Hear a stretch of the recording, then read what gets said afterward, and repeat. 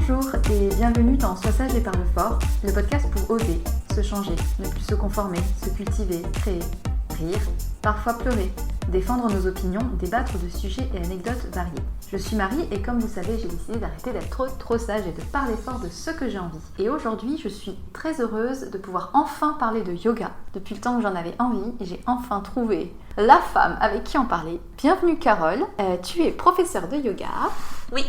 Et on se connaît, on s'est connus comment? Par Instagram, je crois. On s'est connus par Instagram à l'origine. Je t'avais découvert par ton blog, Maman Yogi, puis Maman Prof de Yoga. Et puis je suis venue à ta retraite de yoga l'année dernière, Oui. qui était avec Faustine et Mélanie. Exactement, les deux autres Happy Yogis. Voilà, vous avez monté votre petit trio Happy Yogi Society et vous organisez une seconde retraite au mois de mai. Oui, tout à fait. Je ne ferai peut-être pas partie, mais c'était génial. Tu nous manqueras. Je sais. Donc on a décidé de faire cet épisode sur le yoga, sur la pratique du yoga, pourquoi tu es devenue prof, qu'est-ce que tu faisais avant, qu'est-ce que ça a changé, etc. etc. Donc déjà, qui es-tu? Alors, je m'appelle Carole, j'ai 34 ans. Je suis, comme tu l'as dit, yogi, maman. Ça résume à peu près tout ça. Je suis aussi végane, j'adore aussi tricoter, j'adore faire des colliers en perles, je vis en couple avec le père de ma fille. Tu as 34 ans, tu as découvert le yoga à quel moment? J'ai découvert le yoga en 2009, donc j'avais, vu qu'on est en 2019, 24 ans. Ok. J'ai découvert le yoga à l'époque, j'avais une maladie de Hodgkin, donc qui est une forme de lymphome, un cancer. Au bout de 3-4 mois de chimio, la maladie reculait, mais j'étais fatiguée, je dormais mal, tout le système nerveux commençait à être un peu atteint, etc. Bon, j'étais pas au top, quoi. Voilà, c'était un peu dur pour moi. J'étais pas particulièrement sportive à l'époque, donc le sport ne me manquait pas, on va pas se mentir. Ouais. Mais en fait, du coup, faire des choses avec mon corps m'a manqué. Et je ne sais plus, franchement, si j'ai lu ça dans un magazine, si un médecin me l'a dit, si une masseuse me l'a dit, quelqu'un m'a dit, va faire du yoga. À l'époque, 2009, il n'y avait pas des studios de yoga à tous les coins de rue, c'était pas du tout une mode, j'étais pas sur Instagram. Donc j'ai tapé yoga sur les pages jaunes. J'ai trouvé un centre qui s'appelait le Temps du yoga et de la relaxation, rue Daguerre, un centre de Hatha yoga, pas du tout comme les studios de yoga qu'on connaît maintenant, un petit centre où tu prenais ton abonnement, un cours par semaine, tu payais ton trimestre, etc. Un truc un peu tradit. C'est comme ça que j'ai commencé aussi, Exactement. avec un petit vieux, mais... Et c'était 100 € l'année pour un cours par semaine. Ouais, c'est pas cher. C'était à Toulouse et c'était en 2012. D'accord. J'avais 18 ans. On faisait le poisson, après on faisait le chameau. Ah oui, bah oui, c'est ça. Il n'y a pas ce flow qu'on pratique plus toutes les deux maintenant. Mais, Puis bon, il avait 70 ans, quoi. Mais moi, en fait, j'étais entourée de personnes de 70 ans, mais comme j'étais en chimio, c'est moi qui galérais le plus. En fait, parfois, je m'endormais dans les postures, ou je pouvais dormir jusqu'à 19 heures par jour. Donc, du coup, tu me mettais sur le tapis, je dormais. Et du coup, t'as rencontré le yoga comme ça, à 24 ans, par le Hatha yoga. Et t'as fait ça pendant combien de temps? J'ai continué le Hatha yoga à raison d'une fois par semaine, parfois deux. La prof qui s'appelait Christine m'avait dit non mais t'as payé ton abonnement une fois par semaine, mais si t'as besoin de venir plus, viens, t'es la bienvenue. Elle était adorable, elle s'occupait de moi comme une petite maman, elle était vraiment trop mignonne. Donc j'allais 1 ou 2 fois par semaine, quand j'étais pas trop fatiguée, quand j'arrivais à faire les 200 mètres à pied qui me séparaient de la rue Daguerre. Je trouvais ça un petit peu chiant, honnêtement. J'ai jamais accroché avec le Hatha yoga, même maintenant j'en fais plus. Mais sans avoir de coup de cœur pour la pratique, il y avait un bien-être. Tu savais que ça faisait du bien. Ouais, ça me faisait du bien. Tu disais au pire... je savais que ça me faisait du bien. Tu vois. Ouais. J'y revenais parce que ça me faisait du bien, même si c'était pas quelque chose qui m'excitait, qui me donnait envie. J'avais pas de côté addict à ça.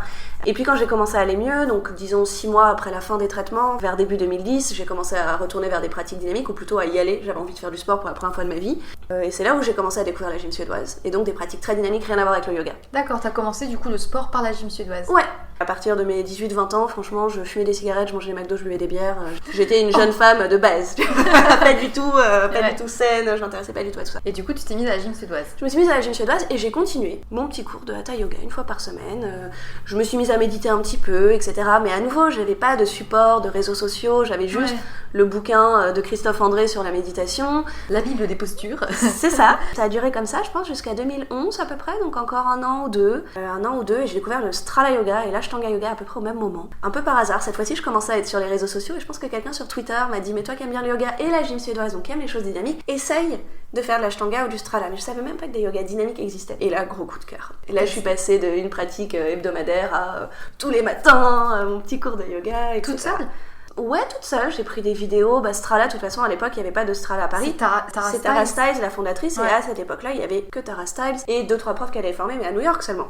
Je suis allée à des cours d'Ashtanga en studio, mais l'Ashtanga, la particularité, c'est que c'est une série qui s'apprend. Donc j'ai assez vite appris ma série, et je la faisais toute seule le matin, etc. Et je suis vraiment devenue accro comme ça. Et puis je suis tombée enceinte.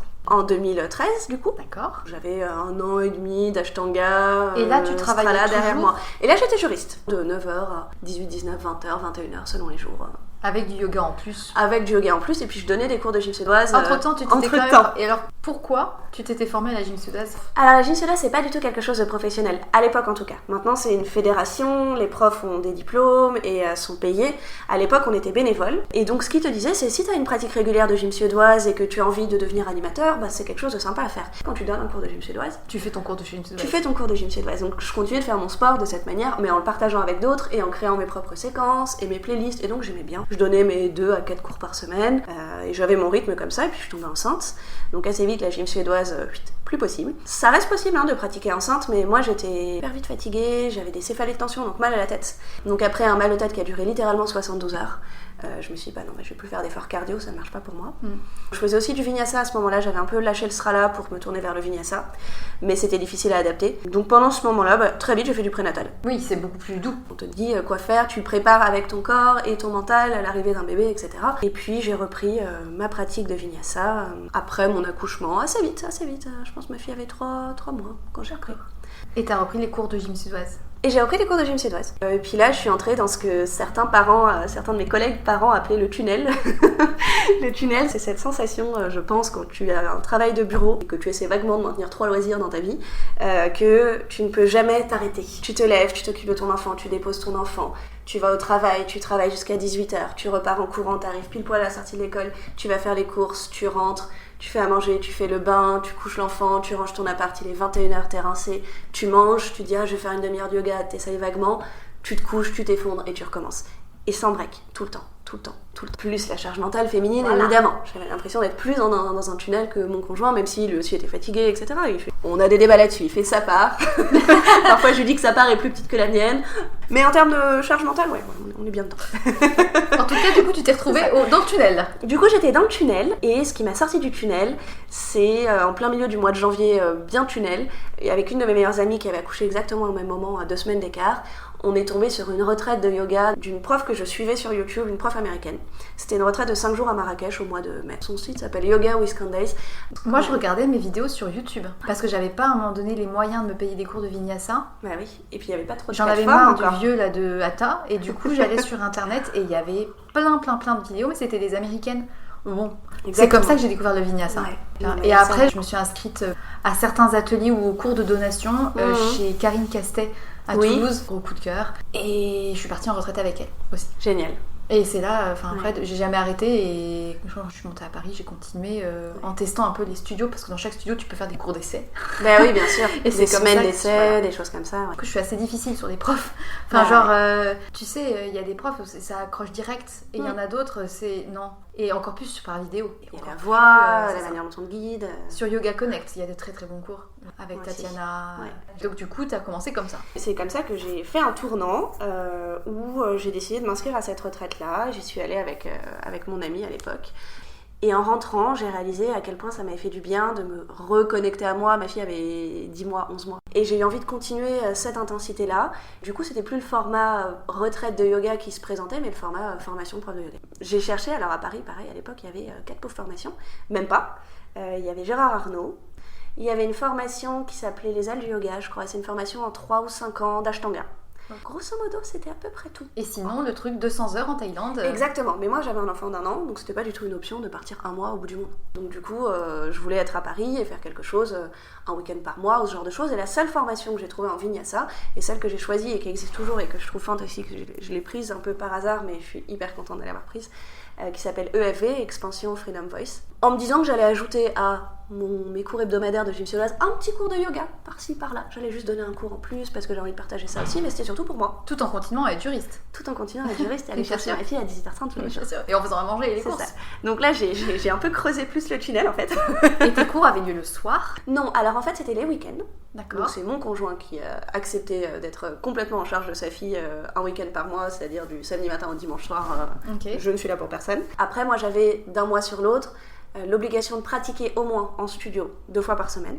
Donc j'essayais de caler ça à 7h30 du matin ou sur ma pause déjeuner. Et j'avais aussi la nécessité de retrouver un petit groupe. On était répartis en petits groupes d'élèves qu'on appelait les small groups. Une fois par semaine, on travaillait ensemble. Et dans mon small group, il y avait Faustine, Mélanie. Et Faustine, Mélanie et moi, ça a été le coup de cœur. Le coup de cœur, le coup de foudre. Super copine. Exactement. Et donc gros coup de cœur amical, gros changement de vie. L'année était intense, puis je suis sortie de là diplômée de yoga sans jamais me dire que j'allais quitter mon job. J'avais 2 bacs plus 5, 10 ans d'expérience, un poste de catégorie A dans la fonction publique. C'était débile de démissionner. Et pourtant, en 2017, j'ai démissionné. Wow. Et t'as décidé ça, ça a dû quand même cogiter un peu avant que ça se fasse. Ça s'est fait presque tout seul, mais évidemment, il y a un moment où pour franchir le cap, tu cogites, tu doutes. J'ai passé des mois à cogiter, à douter, à pas oser. Ça s'est fait assez tout seul parce que mon cours hebdomadaire de yoga que je comptais donner s'est vite transformé en 3-4 cours. Et à un moment, une dynamique s'est inversée dans ma vie. L'impression que je donnais du yoga en plus est devenue l'impression que le temps que je passais au bureau m'empêchait d'aller travailler et faire des choses utiles et donner des cours de yoga. Qu'est-ce que tu ressentais comme plaisir à donner des cours, en fait? La raison pour laquelle ça me semblait être un travail, vraiment, parce qu'il y a donner des cours pour le plaisir et pourquoi tu voudrais que ce soit ton travail plutôt que ce que tu fais actuellement. Le plaisir que t'en tires, c'est vraiment, je trouve, celui du partage, de l'énergie que tu partages, le plaisir de sentir que tu aides les gens. Ça me donnait l'impression d'avoir une profession qui avait du sens. Qui était utile. C'est des petites choses, hein, c'est pas forcément t'as changé ma vie, c'est pas une question de gratification. Ouais. C'est vraiment juste se dire, cette personne-là vient me voir à la fin du cours, elle me dit, bah, tu vois, ça fait 10 ans que je vais chez l'ostéo au moins 1 fois par mois, j'ai tout le temps mal au dos et tout. Ça fait 6 mois que je fais du yoga 1 fois par semaine et je vais plus chez l'ostéo. J'ai plus mal au dos, je vais mieux, etc. Alors que mon travail de bureau commençait à me sembler absurde. J'avais l'impression de pas pouvoir faire ci ou ça dans ma vie. Parce que non, j'avais une réunion dont je savais qu'elle était absurde et à mon sens inutile. C'était un moyen d'avoir la main sur ton emploi du temps, sur ce que tu fais et de savoir que c'est utile derrière et que ça fait du bien et que ça te faisait du bien aussi finalement de voir des gens aller bien après. Donc. C'est ça. Et toi en plus ça te permettait de garder aussi cette pratique intensive entre guillemets régulière. Oui. Alors en termes de pratique pendant que tu donnes des cours, il y en a assez peu, je trouve. Parfois il y a quelques démonstrations, je fais un peu de salutation au soleil avec les personnes au début, surtout quand il y a beaucoup de débutants dans le cours. Mais certains cours, surtout quand c'est des gens habitués, je montre rien. Je donne énormément de cours de yin yoga, où pour le coup il y a à peine besoin de démo, je montre une posture, c'est-à-dire que je me mets dans une forme 2 secondes, et puis après je m'occupe des gens, je vais les ajuster, les accompagner, etc. Mais je ne fais rien. Ça me permet pas beaucoup de pratiquer plus. En termes de temps, pour moi, je travaille autant qu'avant, mais juste à des horaires différents et répartis différemment. Je travaille 6 jours par semaine au lieu de 5. Je travaille parfois très tard le soir ou très tôt le matin, mais j'ai des trous différents. Je suis plus souvent à 16h30 à la sortie de l'école. Tu vois, là, il est 15h30, j'ai pas cours. J'ai eu cours toute la matinée. Je commence à 7h30 demain et je finis à 20h demain. Donc c'est différent. T'as des temps différents, t'as une organisation différente. Ton niveau de vie, parce que c'est ça aussi qui devait être la question, c'est tu es en couple, donc t'avais la sécurité financière de ton compagnon.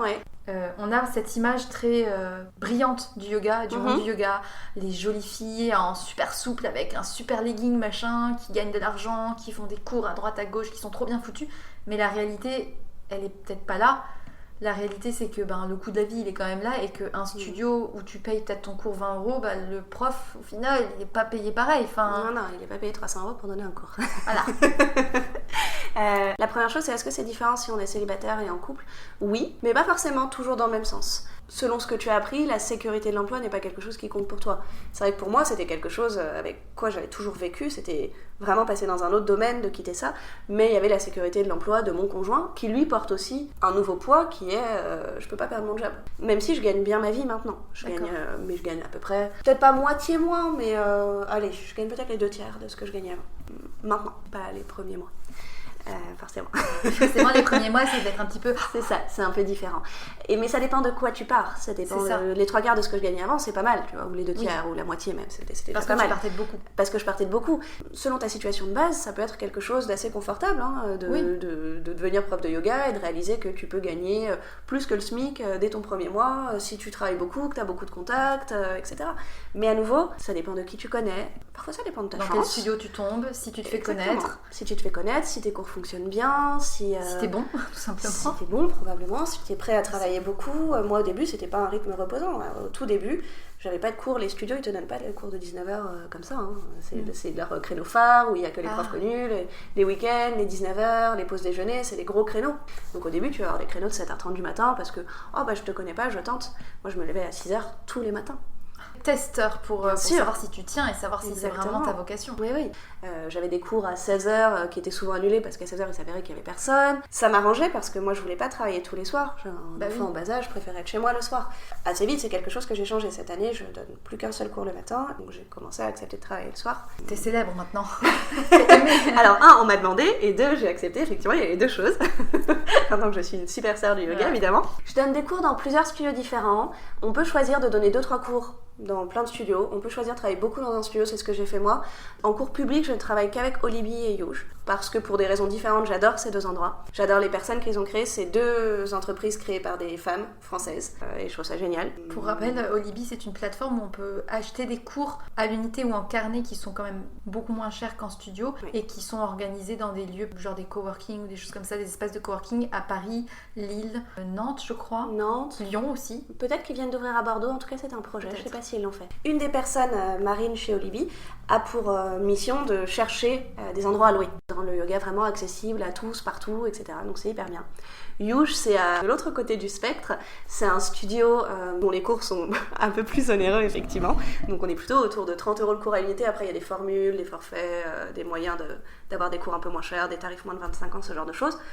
Mais on est dans un concept avec de la lumière infrarouge, des bougies, et du coup il fait chaud puisque la lumière infrarouge fait monter la température de la pièce à 25 à 30 degrés max, je pense. Donc des cours vraiment très cocooning, hyper chouette, j'adore travailler là-bas aussi. Je travaille dans ces deux endroits maintenant, et je répartis mon emploi du temps entre ça et les cours en entreprise majoritairement. D'accord. Entreprise, c'est pas mal aussi pour ceux qui peuvent pas forcément se déplacer jusque dans les studios après le travail. Les gens sont hyper contents d'avoir cours sur place. C'est quelque chose que j'aime beaucoup faire parce qu'en fait tu vois toujours les mêmes élèves d'une semaine sur l'autre. C'est ça, tu peux les suivre. Exactement, tu les suis vraiment, ils se connaissent, ils te connaissent, tu les connais. Alors que quand tu vas même dans un cours public avec beaucoup d'élèves récurrents, il y a toujours des nouvelles personnes, etc. Donc t'as moins ce suivi, alors que là il y a vraiment en entreprise un suivi que j'adore. Une ambiance plus décontractée du coup aussi. Ils traversent leur couloir d'entreprise en chaussettes. Ça met un peu d'ambiance relax dans l'entreprise quand il y a les cours de yoga au milieu de... Est-ce que tu penses pas qu'il y a aussi toute une tendance yoga, parce que bon maintenant il y a beaucoup de profs de yoga, il y a beaucoup de cours de yoga, et il y a cette tendance yoga, enfin genre il n'y a pas une semaine sans qu'il y ait un magazine qui en parle, fait ça, et en plus maintenant c'est twisté à la sauce fitness, c'est twisté à la sauce fille super canon, super legging, super bien foutu. Comment tu le ressens ça? Parce que le yoga c'est quand même une pratique assez spirituelle qui vient pas du tout d'ici. Non. Qu'est-ce que tu penses de tout ça? C'est pas quelque chose qui m'agace ou qui me touche particulièrement. Je pense qu'il y a clairement une mode du yoga et aussi, surtout, une espèce de récupération derrière. Et c'est ça qui fait qu'on en parle tout le temps, plus que les gens qui pratiquent. C'est la même chose que pour le véganisme, par exemple. Je crois que tu en avais un peu parlé dans un de tes épisodes avec Fanny, vous parliez d'Herta. Et tu vois, le véganisme, c'est quelque chose d'assez profond chez les gens qui sont véganes, et moi je suis végane. C'est super chouette qu'on en parle de plus en plus, parce que ça éveille les consciences. Mais derrière, il y a la grosse récupération. Il y a Herta qui crée sa gamme 100% végétale, il y a les débats un peu polémiques, le véganisme, est-ce que c'est meurtrier pour les enfants, ce genre de choses. Mais je pense que tu peux vivre un peu au-dessus de ça et t'en foutre en vrai. C'est plus une question de comment tu le prends. C'est ça. Parce que c'est vrai que le yoga, ça a pris une dimension très mode et très tendance. Il y a plusieurs types de façons de voir les choses. Il y en a certains qui sont hyper tradis et qui vont dire ouais mais c'est n'importe quoi, le vrai yoga c'est ça. Et puis t'as ceux qui vont vraiment surfer sur la vague à fond, ouais moi je suis allée faire du yoga machin, et qui vivent le yoga comme un sport, comme un dépassement de soi. Je sais faire cette posture, je sais faire ça sur la tête, et qui vont jamais prendre une photo moche de leur savasana, mais qui vont toujours mettre en avant le corps comme une prouesse, et au final c'est pas yoga ça. Tu vois, c'est pas l'objectif du yoga. Non. Après, ce que je me dis, c'est que ces mêmes personnes, si on garde notre analogie avec le véganisme, pourront venir au yoga comme ça, comme on peut venir au véganisme en achetant un truc 100% végétal Herta. À noter, aucun de leurs produits n'est vegan, il y a des œufs dans tout, donc c'est pas 100% végétal. Précis, nota bene. Nota bene, c'est de la vraie récup, ils savent pas ce que c'est le véganisme. Ça, de la même manière qu'un yoga hyper fitness, et moi je donne des cours de HIIT yoga. Donc un mélange de fitness et de yoga. Ça me dérange pas qu'on y trouve autre chose, mais une des raisons pour lesquelles j'ai créé ce cours de HIIT yoga, à l'origine, le HIIT yoga c'était dans mon salon, le matin toute seule, c'était pour débarrasser ma pratique de notions de prouesse, de vouloir se dépenser, de vouloir faire de l'exercice, etc. Donc je faisais un petit mélange des deux, et une fois que j'étais bien rincée, je faisais ma pratique. J'avais plus besoin de me dépasser dans ma pratique, j'avais pas besoin d'aller faire des belles postures, j'avais déjà fait mon sport, et comme j'adore faire du yoga, Mon sport était infusé de yoga, d'où le concept de HIIT yoga, de yoga fitness. Ma pratique derrière, elle pouvait être plus calme, plus méditative, plus répondre à mon besoin du moment. Donc pour moi, que les gens viennent au yoga parce qu'ils ont trouvé un cours hyper trendy ou parce qu'ils avaient envie de s'acheter un beau legging et du coup ils le rentabilisent en allant à un cours de yoga, ça me dérange pas. Peut-être qu'ils vont accrocher et creuser et approfondir leur pratique et découvrir autre chose. Et je suis presque autant agacée par ces personnes-là, pour peu qu'elles m'agacent, et c'est assez peu le cas. Peut-être que j'aurais pu être cette personne. Juste découvrir le yoga à un moment où c'était à la mode. Quand je l'ai découvert, c'était pas la mode, donc je suis passée à travers les mailles, mais j'aurais pu être cette personne. Les personnes qui sont hyper puristes et qui jugent les autres yogis parce que ah mais tu le fais avec des infrarouges, c'est mal, mais tu le fais dans un yogging qui coûte de l'argent, c'est mal, mais tu le fais dans tel studio, c'est pas bien, c'est pas comme ça le yoga. C'est pas karma. Ouais. En plus, je suis pas très tradie, pourtant j'ai fait des années d'ashtanga. Pareil, moi, il y avait des choses qui m'agaçaient dans toute cette mode du yoga. Et mine de rien, petit à petit, tu souris en fait. Je sais pas, tu vois les nouveaux qui sont là, ouais, j'ai découvert le yoga, c'est tellement bien, c'est tellement, je me défoule trop. Et là, tu fais le petit sourire, tu fais, c'est le début, tu verras, tu vas creuser, tu vas comprendre, tu vas voir, tu vas aller sur ton tapis et tu vas te rendre compte qu'il se passe des choses en fait. C'est dans les cours où j'y allais parce que je savais que ça me ferait du bien et souvent j'ai terminé en pleurs sur mon tapis, j'ai pas compris pourquoi. Et en fait c'est là que je me suis dit, punaise, il y a quelque chose. Et c'est vraiment aujourd'hui quelque chose de bien, c'est de voir des gens qui y vont au départ pour pas les mêmes raisons que ce qu'on pourrait penser. Bien sûr. Et qui finalement, de fil en aiguille, se rendent compte que ça les aide aussi sur le plan du développement personnel, de se rendre compte que y a des choses sur lesquelles ils avaient des idées reçues qui partent complètement. Peu importe la raison pour laquelle tu te mets au yoga, peu importe la forme de yoga que tu as choisi. Et dans mes cours en entreprise, il y a des personnes qui viennent tous les mercredis midi, ou tous les lundis midi, ou tous les mardis midi depuis 1 an, 2 ans, 3 ans. Ça n'a pas changé leur vie. Ils ont plus mal au dos, ils sont hyper contents, ils sont un peu plus calmes, ils disent « Ah, je gueule moins sur mes enfants le soir !» Mais ils vont pas devenir prof de yoga, ils vont même pas chercher à aller prendre un autre cours ailleurs, ils ont juste leur cours hebdomadaire. Je suis hyper contente que ça leur fasse du bien, ça me suffit, ça leur suffit, tout le monde est content. Certains ne m'ont même jamais demandé quelle forme de yoga on fait. Ils savent pas, ils s'en foutent, ils ont leur cours de yoga et c'est bien. Ouais. Quelque chose qui me turlupine un petit peu, c'est quand je vois des personnes qui découvrent le yoga depuis peu et qui découvrent l'image Instagram du yoga, l'idée qu'on peut gagner sa vie, qu'on peut devenir prof de yoga et bouger partout, faire des photos trop belles et tout, qui ont derrière eux 1 an de yoga, de pratique, et qui partent à l'autre bout du monde de faire leurs 200 heures et qui reviennent avec leur petit papier et qui disent « ça y est, je suis prof de yoga » et qui se mettent à faire des cours. Et il y a une part de moi qui ne peut s'empêcher de dire « mais même moi, en ayant fait depuis 8 ans, je ne me sentirais absolument pas légitime pour aller dire fais ça comme ça ou je vais aller faire une formation et en plus encore moins en 200 heures. Je trouve ça ridicule. Ok, c'est peut-être une révélation, mais allô quoi. Enfin, c'est comme si tu disais j'adore l'histoire, je vais apprendre à fond pendant 2 mois et je vais devenir prof. Enfin, est-ce que tu as eu le temps de t'accomplir dedans? Est-ce que tu as eu le temps de sentir les bienfaits psychologiques en 1 an? Enfin, même moi, en 8 ans, c'est pas ça encore. Même physique, en fait. Parce que je pense aussi qu'il y a une chose, quand tu donnes des cours de yoga, tu vas accompagner les personnes dans leur développement spirituel, mental, etc. Mais en réalité, un cours de yoga public d'1 heure, tu vas distiller des petits messages de bienveillance, peut-être les yamas, les niyamas, donc les codes moraux du yoga, etc. au sein de ta séance. Tu vas surtout accompagner les gens à bouger leur corps, à prendre conscience de leur corps, de leurs sensations, etc. Plus tu as pratiqué toi, mieux tu peux avoir conscience, ne serait-ce que des évolutions de ce corps. Quand tu as pratiqué de tes 18 ans à 28 ans, 25 ans à 35 ans, 40 ans à 50 ans, tu as ajusté ta pratique au fil des années, au fil des besoins, une grossesse, une maladie, une jambe cassée, une baisse d'énergie, un deuil, tu sais qu'est-ce qui fait du bien, quand, comment, tu sais qu'est-ce qui est apaisant quand t'es stressé. Tu sais aussi que tu ne sais pas grand-chose. Tu sais aussi que tu ne sais pas que ça change tout et que tu peux être surpris. La réponse à ta question, elle n'est pas si simple que ça. Hein. Toi, tu parlais de légitimité, alors ça, je pense que vraiment chacun gère sa propre légitimité. Est-ce que le risque n'est pas d'avoir des profs pas très bons ? Évidemment, c'est un risque. Quelqu'un qui a fait 1 an de yoga et qui a fait sa formation de 200 heures, il n'a pas le recul sur les bénéfices à long terme et sur les postures que quelqu'un qui en a fait, 5, 6, 10 ans et qui a fait énormément d'abord de préparation, de lecture, d'enseigner et de pratiquer. C'est certain, moi j'ai fait déjà des cours avec des profs débutants et j'ai été frustrée quoi. J'étais là, mais non, il y avait des choses où après t'as prof débutant et prof débutant à nouveau. Voilà. Dans mon entourage, moi j'ai fait plein de cours avec des profs débutants, j'ai été prof débutante, j'ai pris les cours de mes amis qui étaient profs débutantes, etc. Et clairement, tu sens la différence entre les cours de personnes qui ont pratiqué beaucoup avant et de personnes qui sont encore en train elles-mêmes de découvrir leur pratique. Et la plupart des profs que je connais ou que je ne connais pas, même ceux que je vois au loin sur la scène parisienne, sont des profs qui ont pratiqué beaucoup. avant d'être prof, ou qui sont profs depuis longtemps. Il y en a aussi qui ont eu un coup de cœur. Maintenant, ils sont profs depuis 7-8 ans, donc on se pose plus cette question, mais ils ont fait du yoga 6 mois avant d'avoir un coup de cœur. Alors souvent, c'était des danseuses, donc ils avaient déjà une grosse connaissance du corps, et même si c'était pas à travers le yoga, il y a quand même cette question de connaissance du corps, je pense. Et ça me fait penser à une de mes amies qui est prof de yoga depuis juin, et pendant qu'elle s'entraînait à donner des cours, une copine de copine est venue à ses cours régulièrement, et c'était ses premiers cours de yoga, ses tout premiers cours de yoga, il y a un peu moins d'un an. Gros coup de cœur, elle a pris ses cours 1 à 2 fois par semaine, tous ses cours où elle s'entraînait. Elle est partie en Inde se former, elle est prof de yoga maintenant. C'est cette fille qui a découvert le yoga en avril, mai l'année dernière. Je connais pas ses cours, et ça se trouve, ils sont super, tu vois. Je pense qu'il y a des fois où ça marche très bien. Et on rejoint peut-être une question dont on pourrait parler, qui est le business du yoga. Et ce business du yoga, pour moi, c'est pas quelque chose qui m'agace particulièrement. En fait, je suis dans le business du yoga, j'ai besoin que les gens payent des cours de yoga pour payer mon loyer. Ce business du yoga, pour moi, la plupart des personnes qui vivent du yoga sont pas des personnes qui roulent sur l'or, qui cherchent à gagner de l'argent à tout prix. Même les fondateurs de studios, on a l'impression que les studios, vu le prix d'un cours à l'unité, vu le bel endroit, on a l'impression que les gens roulent sur l'or. Mais avant de rentabiliser un grand espace parisien, sachant que tu payes tes profs, que tu payes ton loyer, c'est pas des gens, même les C'est un peu la guerre, tu penses, entre les studios? Je suis pas certaine. Moi, les personnes que je connais sont hyper bienveillantes. Après, à nouveau, c'est souvent des studios existants. Tu ouvres un studio à 2 pas d'un studio qui a pignon sur rue, potentiellement, son propriétaire va pas être content. Ça va pas être ton meilleur ami.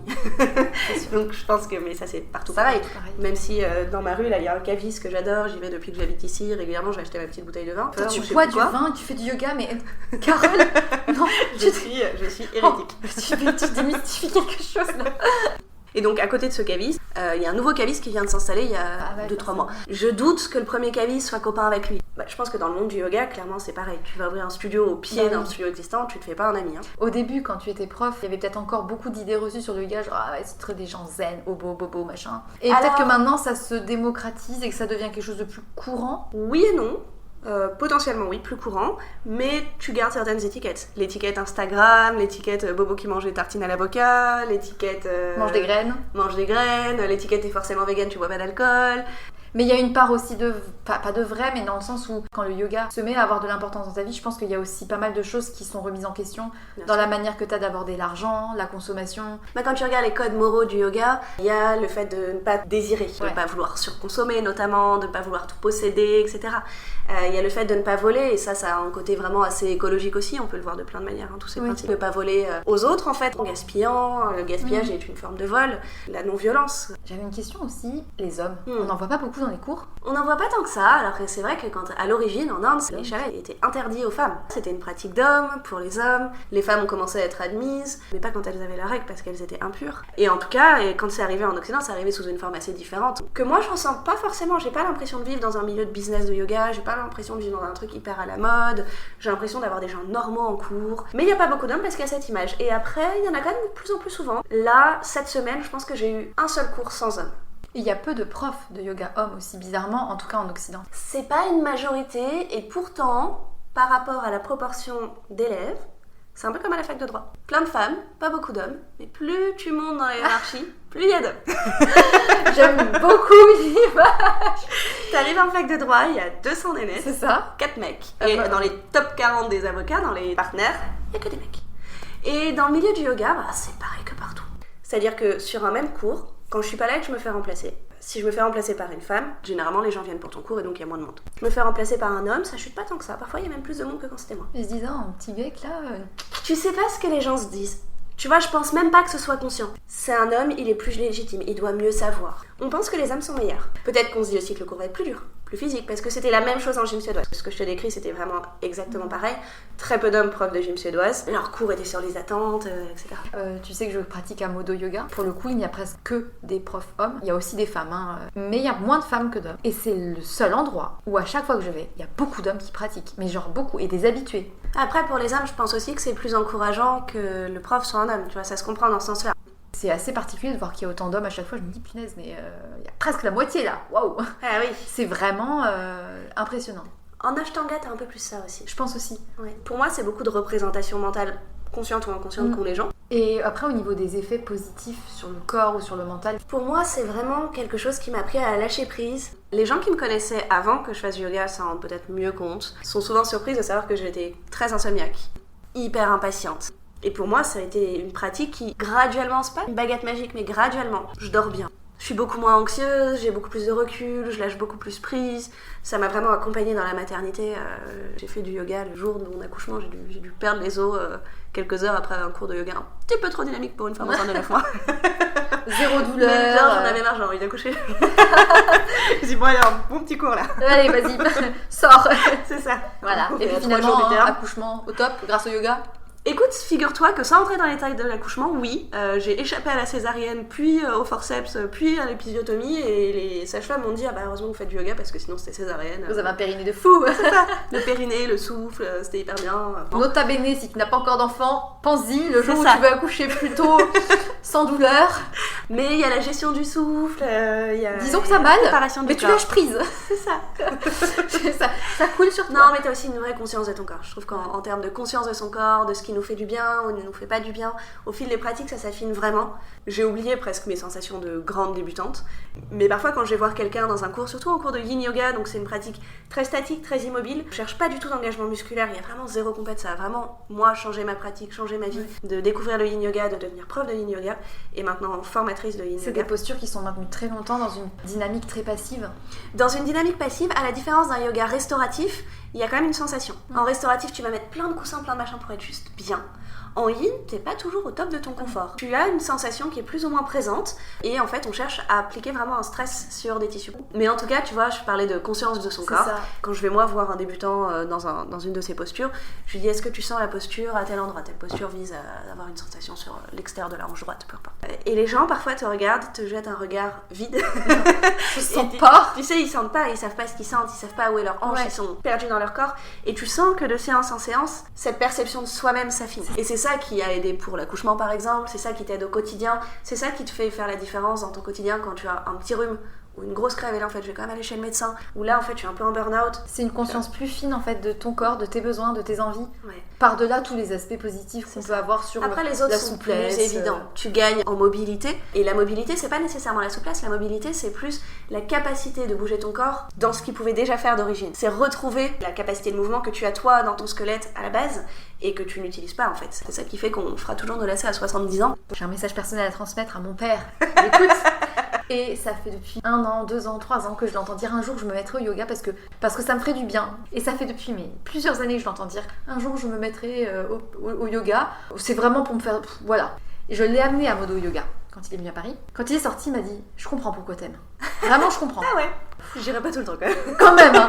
Mais je sais qu'il faudrait, mais je sais que, genre je le laisse parler, je sais qu'un jour, il va me dire, non mais là il faut vraiment que je le fasse, et il va trouver un cours d'association, de attaque, il dira, c'est pour mes muscles, j'y vais pour le principe. Mais pour le corps, il y a des bénéfices qui sont évidents. Et pour la tête aussi. Voilà. Enfin, Et après, derrière, effectivement, il y a tout ce que tu travailles derrière, et ça peut être juste bienfait immédiat, calmer le système nerveux, Mieux dormir. faire du tri dans tes pensées, etc. c'est ça.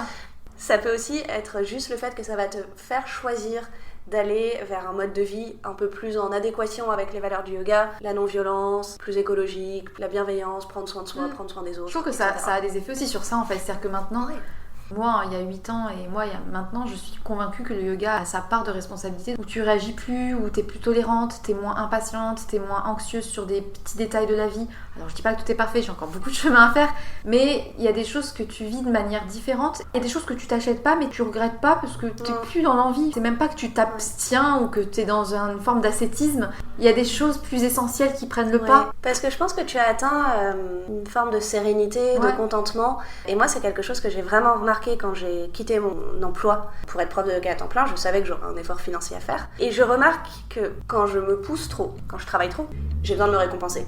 J'ai fait beaucoup d'efforts, je me récompense, que ce soit par la bouffe ou par des achats. J'achète des petites choses, je me fais plaisir. Alors, je tricote, ça peut être des choses pas absurdes, ça peut être une nouvelle pelote pour un nouveau projet, tu vois, peu importe.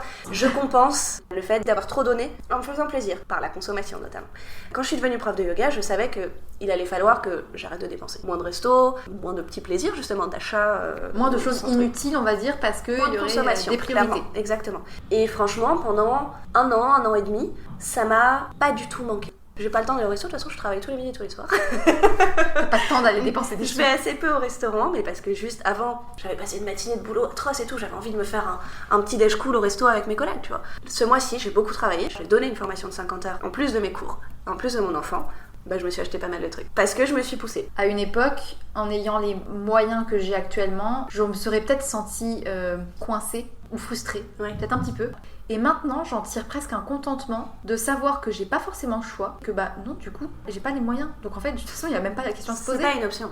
Et en fait, j'en tire presque un contentement de me dire, non, j'ai une veste qui me tient chaud pour l'hiver, basta. C'est aussi s'éloigner de la société de consommation. C'est Et ça. c'est ça qui est rigolo, c'est que on parlait du yoga hyper à la mode, du yoga qui entraîne à consommer avec plein de vêtements, Alors plein de qu'en fait, trucs. Et en réalité, plus on en fait, plus on note dans ce mode de vie, et plus on s'éloigne c'est ça. de ce besoin de consommer, parce qu'en fait, on a juste besoin d'être bien dans nos vies, dans notre corps. Il n'y a pas tant de business malsain de yoga. Je pense qu'il y en a, mais c'est souvent plus de la récupération. C'est des marques qui existaient depuis très longtemps, qui se sont lancées sur le créneau yoga parce que c'est à la mode. Mais c'est pas les jeunes marques de yoga françaises qui sont des requins. Non. Après, c'est vrai que le côté un peu négatif, c'est que la vitrine Instagram montre toujours les mêmes types de personnes, les mêmes types de corps, des femmes minces, blanches. Et ça peut encore porter préjudice à des personnes qui n'oseraient pas venir dans des cours ou qui se diraient non, je suis pas assez souple, je suis pas assez mince. Ça a l'air bien, mais c'est pas pour moi. Et ça, c'est un peu dommage parce que derrière des écrans, il peut y avoir plein de personnes, des gens de 50 ans, des femmes qui ont eu 3 accouchements qui se sont pas bien passés, qui sont pas dans la possibilité de bouger tel muscle ou tel corps, alors qu'en fait, si, on peut toujours faire un cours de yoga. Bien et ça, sûr. je pense que c'est le message qu'on pourrait transmettre maintenant. Ouais. C'est si vous avez besoin de vous faire du bien, venez, mais même si vous avez une jambe à la traîne, peu Il importe. faut choisir son cours, aller ça. à un cours qui semble approprié, ne pas hésiter à appeler le studio avant ou ce genre de choses. C'est l'algorithme Instagram. Les gros comptes, et c'est aussi une demande du public. Les comptes de belles femmes blondes, jeunes, musclées, sans enfants de préférence, ont 1 million d'abonnés. Par hasard, un corps super bien foutu, inatteignable et des photos super bien belles. Et ben, retouchées, derrière ton mais parce écran, que c'est leur boulot, souvent elles sont photographes, elles adorent ça, ou elles ont un mari ou une amie photographe, c'est des photos Voilà. pro qu'elles mettent, c'est Ouais. pas le petit compte machin. c'est pas le handstand du matin, les cheveux ébouriffés quand tu sors de ta douche. Non. Non. Parce que ça, c'est la réalité. Mais après, tu vois, dans mon entourage, il y a quand même plein de profs de yoga qui ont un compte Instagram comme le mien, pas très gros, avec entre 500 et 3000 followers, qui véhiculent plutôt cette image-là du yoga, la nôtre. Oui. Le yoga en pyjama dans ton salon avec la luminosité pourrie et ton gamin qui te saute sur le Et dos c'est au milieu de ta rassurant. posture. De se dire qu'il y a encore des comptes comme ça qui montrent la vérité parce que il faut pas oublier. Cette vitrine, c'est une vitrine. La vitrine que tu Exactement. vois, c'est une vitrine. C'est un magazine. Les C'est comptes un à 1 magazine. million de Imagine que tu es dans d'abonnés, ton ça sont des L et que tu magazines. te dis c'est impossible d'avoir un corps comme ça, c'est photoshopé. Et c'est pareil, Instagram et les headstands parfaits, ça a demandé peut-être 50 prises derrière, beaucoup d'heures d'entraînement. On connaît pas la vie des gens derrière et ça veut pas forcément dire que parce qu'elle fait son handstand et qu'elle est bien foutue, qu'elle est heureuse. Mais après, si tu cherches bien sur Instagram, tu vas trouver tous ces petits comptes Ouais, de profs de yoga ou de pratiquants, c'est sur ça que je femmes, pense. hommes, blancs, noirs, toute race, toute ethnie, Hétéro, bi, tout âge, toute orientation sexuelle. Et il y a tous ces gens qui font du C'est yoga et qui promeuvent plein de valeurs et c'est des C'est comptes ça. qui sont les plus intéressants à suivre. C'est ça. Après, moi, je suis 2-3 gros comptes. Pas plus que ça, et c'est pas des sources d'inspiration pour le C'est ça. yoga. Et d'autant plus que je ne crois pas au practice and all is coming, je ne pense pas que tout le monde peut faire le grand écart. D'un point de vue purement squelettique, tous les corps ne peuvent pas faire ça. D'un point de vue, si tu commences à 50 ans avec tel squelette, peut-être que tu feras jamais le grand écart. Et ça veut pas dire que tu peux pas avoir une pratique ressourçante, qui te convient, qui te fait du bien, qui va te faire dormir la nuit, etc. Et pour moi, le but, il est là. Si tu fais un handstand et qui te remplit de joie parce qu'il donne confiance en toi et que c'est assez rigolo, moi j'adore les inversions. Plus que les grands écarts. C'est pas le but du yoga. Il y a des fois où je fais pas d'inversion pendant 1 mois parce que j'ai un peu l'épaule fragile ou parce que en ce moment j'ai une sinusite et c'est pas grave. Merci beaucoup, Carole. Merci à Ça toi. m'a fait trop plaisir. À moi aussi. J'espère que ça aura intéressé tout le monde. Je crois qu'on a abordé plein de points.